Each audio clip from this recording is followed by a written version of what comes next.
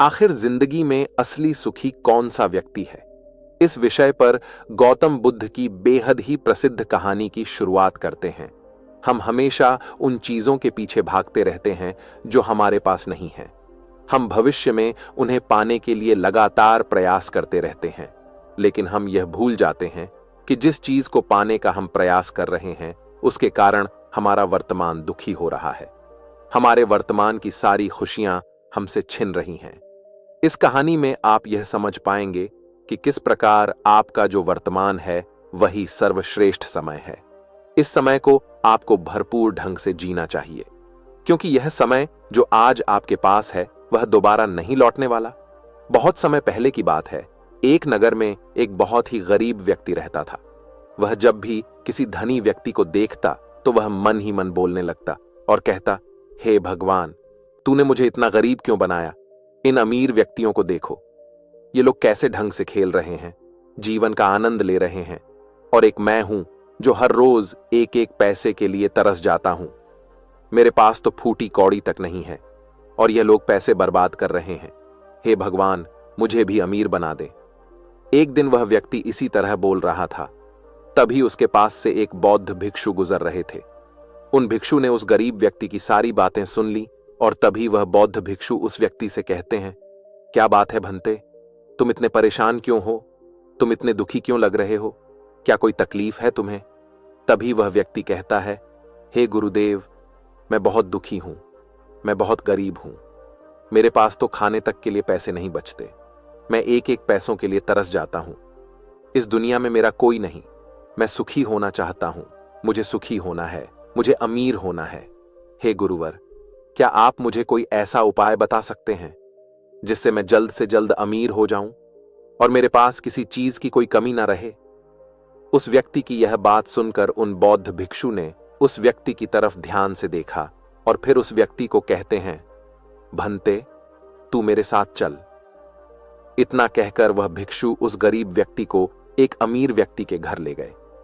उस अमीर के घर को देखकर उस गरीब व्यक्ति की आंखें फटी की फटी रह गईं।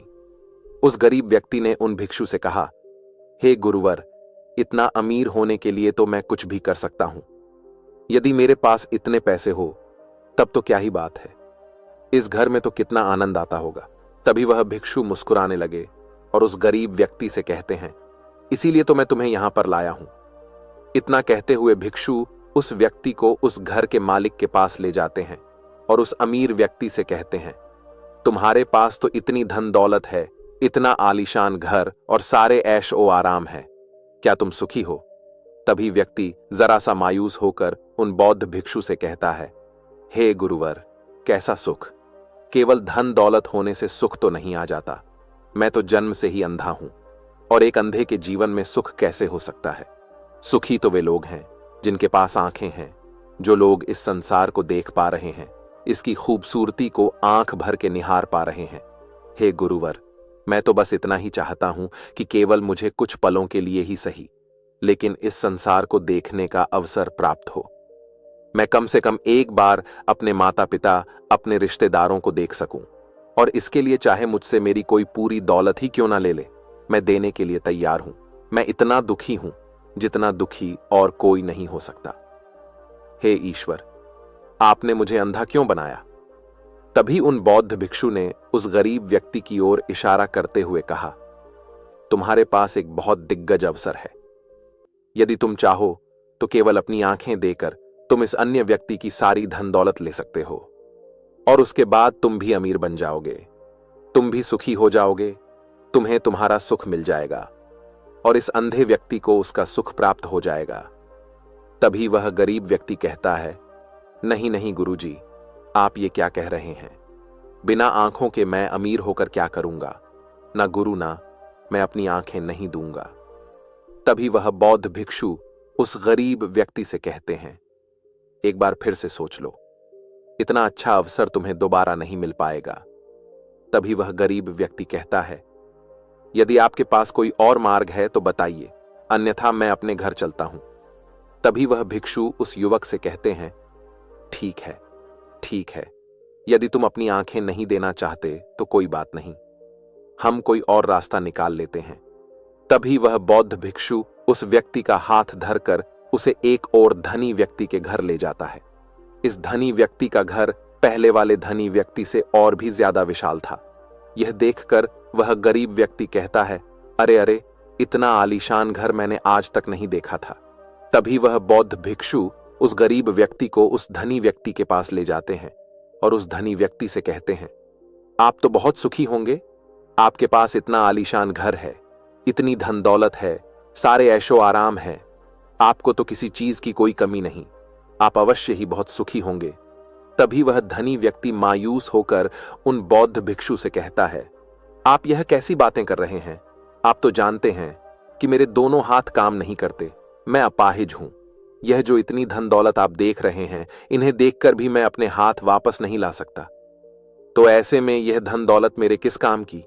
इससे तो अच्छा होता कि ईश्वर ने भला ही मुझे गरीब बनाया होता, लेकिन कम से कम मेरे दोनों हाथ मुझे सही दे देता। ना जाने भगवान ने मुझे क्यों अपाहिज बना दिया। जितना दुखी मैं हूं, उतना दुखी और कोई नहीं होगा। तभी एक बार फिर उन बौद्ध भिक्षु ने उस गरीब व्यक्ति की ओर इशारा करते हुए कहा, भंते, तुम्हारे पास एक और मौका है। यदि तुम चाहो तो अपने दोनों हाथ देकर इस अमीर व्यक्ति की सारी धन दौलत ले सकते हो। क्या कहते हो? क्या तुम तैयार हो? और अब की बार तो तुम्हें आंखें भी नहीं देनी होगी, तुम्हारी आंखें तुम्हारे साथ ही रहेंगी। तभी वह गरीब व्यक्ति उन बौद्ध भिक्षु से कहता है, अरे महाराज, आप ये क्या कह रहे हैं? एक अपाहिज होकर मैं इस धन दौलत का क्या करूंगा?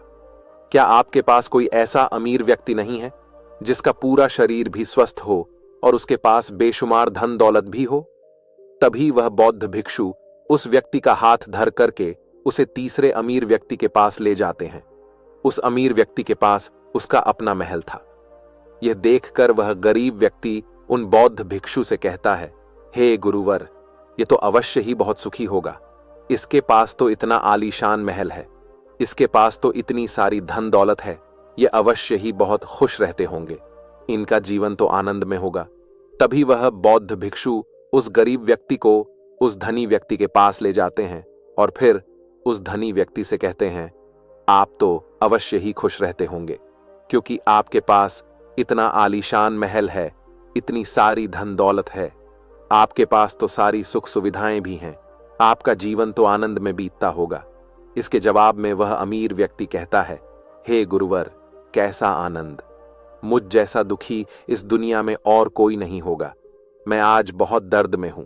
मेरी पत्नी ने मुझे धोखा दे दिया है, वह किसी और से प्रेम करती है जो मुझसे भी अमीर है।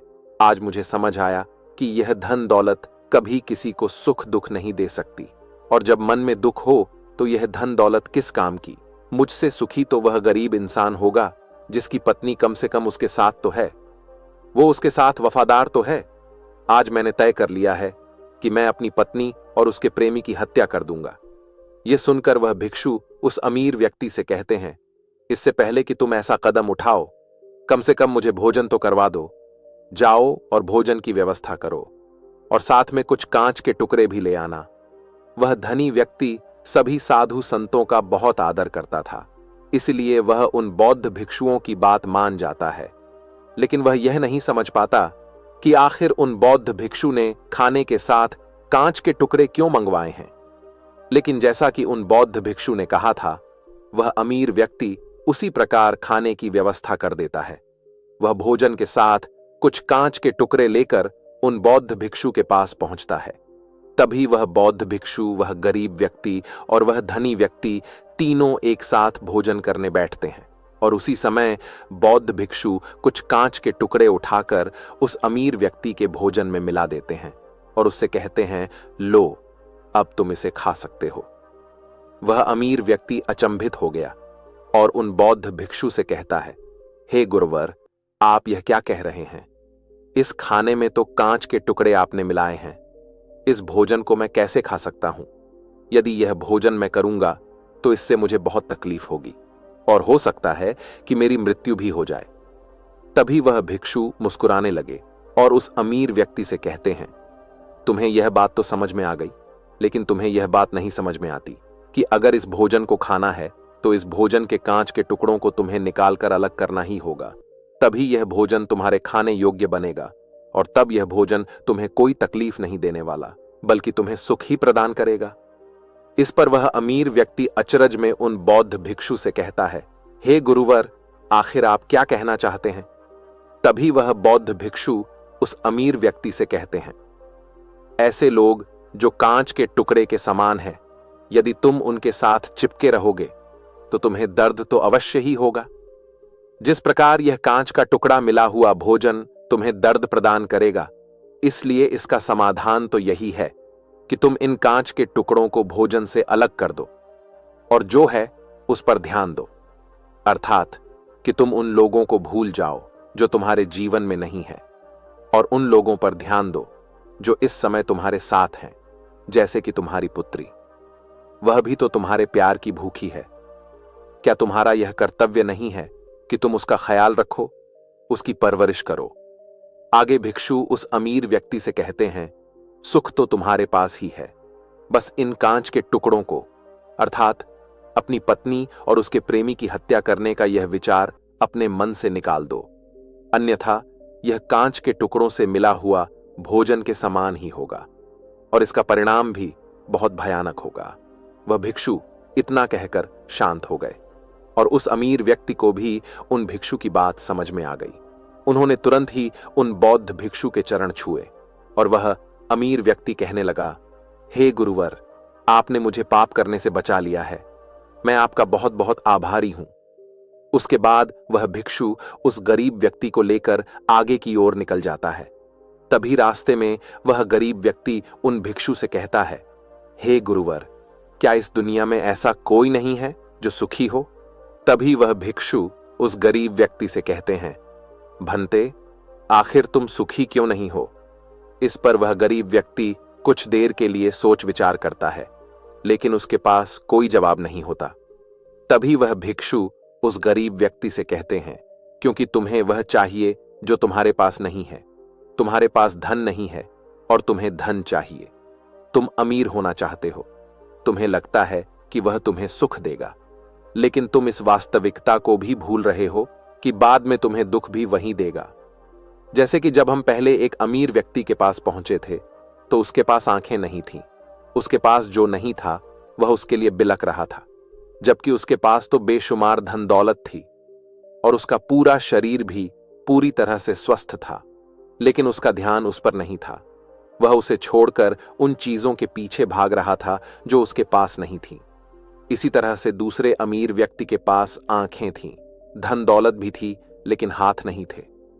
इसी प्रकार जो चीज उसके पास थी वह उसका आनंद नहीं ले रहा था, बल्कि वह तो इस दुख में था कि उसके पास उसके हाथ नहीं है। और ठीक इसी प्रकार से तीसरा अमीर व्यक्ति भी दुखी था, क्योंकि उसके पास तो धन दौलत भी थी, ऐशो आराम भी था और उसके पास तो उसका पूरा शरीर भी था।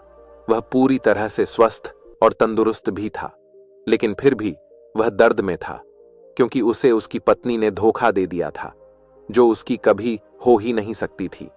जो स्त्री केवल धन के लिए किसी और के साथ भाग जाए, क्या वह उसका साथ कभी दे सकती थी? नहीं। लेकिन उस अमीर व्यक्ति के पास जो था, अर्थात उसकी पुत्री, वह उसके बारे में सोच ही नहीं रहा था। आगे वह भिक्षु उस गरीब व्यक्ति से कहते हैं, अमीर गरीब होने से दुख और सुख का कोई मतलब नहीं होता। अमीर हो या गरीब, हमारे दुखी होने का एकमात्र कारण यही होता है कि हम हमेशा उन चीजों के पीछे भागते रहते हैं जो हमारे पास है ही नहीं, और जो वर्तमान में हमारे पास है हम उस पर ध्यान ही नहीं देते और ना ही उसका आनंद ले पाते हैं।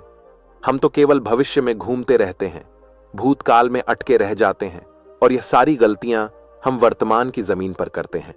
और यही कारण है कि तुम कभी आनंदित हो ही नहीं पाते, तुम कभी खुश नहीं रह पाते, क्योंकि जो आनंद का समय है, अर्थात वर्तमान का समय है, वह तो यूं ही नष्ट हो जाता है। तभी आगे वह भिक्षु उस गरीब व्यक्ति की ओर इशारा करते हुए कहते हैं, भंते, तुम मुझे यह बताओ, क्या तुम्हारे पास उन तीनों अमीर व्यक्तियों के दुखों में से कोई एक भी दुख है? तभी वह गरीब व्यक्ति सोच विचार कर उन भिक्षु से कहता है, नहीं, मेरे पास उन अमीर व्यक्तियों के दुख में से कोई भी दुख नहीं है। इस पर भिक्षु उस गरीब व्यक्ति से कहते हैं, तो फिर तुम दुखी क्यों हो? इसका जवाब देते हुए वह गरीब व्यक्ति उन भिक्षु से कहता है, हे गुरु, भले ही मैं उनके मुकाबले सुखी हूं, पर क्या धन कमाना या धन प्राप्त करने की इच्छा नहीं होनी चाहिए? क्या मुझे अपने वर्तमान को इसी तरह से स्वीकार कर लेना चाहिए? क्या मुझे हमेशा इसी तरह से गरीब रहना चाहिए? तभी भिक्षु दिल से मुस्कुराते हुए उस गरीब व्यक्ति से कहते हैं, वर्तमान में वर्तमान क्षण का आनंद लो। वर्तमान में ही ऐसे कर्म करो जिससे तुम्हारा भविष्य सुधर सके, लेकिन ऐसी चीजों के पीछे व्यर्थ समय न गवाओ जो तुम्हारे पास आज नहीं है। जो तुम्हारे पास आज है उसका आनंद लो, और जो तुम पाना चाहते हो उसके लिए केवल कर्म करो, और उस कर्म का फल तुम्हें भविष्य में मिलेगा। यानी इसकी चिंता में भी मत रहना, क्योंकि यदि तुम इसकी चिंता में रहोगे तो कभी सुखी नहीं रह पाओगे, भले ही हालात कितने भी बुरे क्यों ना हो। केवल अपने आज पर ध्यान दो और अपने कर्म मन लगाकर करो। इतना कहकर वह भिक्षु शांत हो गए, और गरीब व्यक्ति को भी उन बौद्ध भिक्षु की बात अच्छी तरह से समझ में आ चुकी थी। वह यह समझ चुका था कि अब से उसे अपने वर्तमान पर ध्यान देना है, उसे अपने वर्तमान को सुधारना है। उसके बाद उस गरीब व्यक्ति ने उन बौद्ध भिक्षु को प्रणाम किया और वापस अपने घर लौट गया। अब से वह गरीब व्यक्ति यह सोचकर हमेशा खुश रहने लगा कि कम से कम वह उन 3 अमीर व्यक्तियों से अधिक खुश है। उसके पास अधिक खुशियों की वजह है। हां, यह बात और है कि उसके पास धन नहीं है, लेकिन उसके पास ऐसी चीजें हैं जो धन से कहीं ज्यादा कीमती हैं, और वह है उसका पूरा शरीर जो पूरी तरह से स्वस्थ है। दोस्तों, मैं उम्मीद करता हूं कि यह कहानी सुनने से आपके जीवन में अच्छे बदलाव आए होंगे।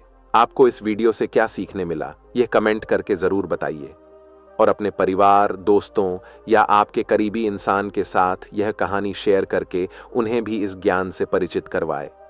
बाकी अगर आपको यह वीडियो दिल से अच्छी लगी हो तभी इस वीडियो को लाइक कर देना, और आपने अब तक इस चैनल को सब्सक्राइब ना किया हो तो चैनल को सब्सक्राइब भी जरूर कर देना। आपका हर दिन शुभ हो और खुशियों से आपका जीवन भरा रहे। धन्यवाद। नमो बुद्धाय।